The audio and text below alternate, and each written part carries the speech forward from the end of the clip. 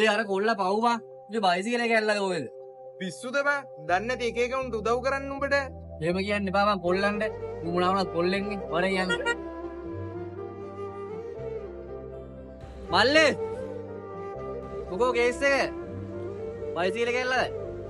අවුවයිනේ. පොඩ්ඩක් එනවා කේනකට කතා කරන්න.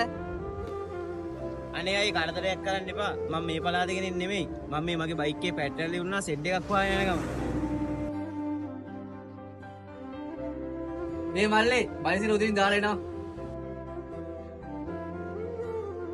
ඒ අවිඳු මේ මට මොම දැකලා පුරුදුයි වගේ ඉන්නේ. උඹ කොහෙද බං මූව දැකලා තියෙන්නේ? ඌ මේ පැත්තේ නෙමෙයි කිව්වනේ. මේ උඹ නේද උඹලා ගමට ආපුවම මට ටෝක් කරේ. අද ඇවිල්ලා තින්න උඹ අපේ ගමට. අඬ ලෑස්තියා. මේ උඹනේ මට හෙත් එකයි මෙහෙත් එකයි පුළුවන් දෙයක් කරවන්නෝ. උඹලා දෙන්නා කටලා ගැනීම බං. මචං උඹලා ගමේ චරිතයක් වෙන්නේ නැති.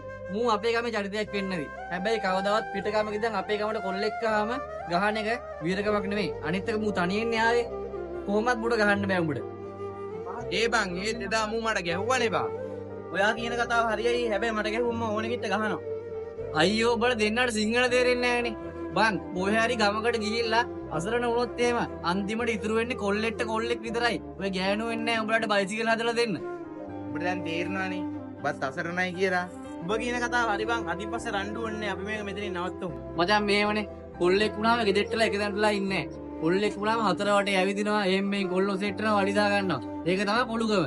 මචං ඔය මොනවා වුණත් අන්තිමට ඉන්නේ කොල්ලෙක්ට කොල්ලෙක් විතරයි. වරෙන් බං ඔහම අමතක කරලා දාලා දුමත් දාන්න යන්න.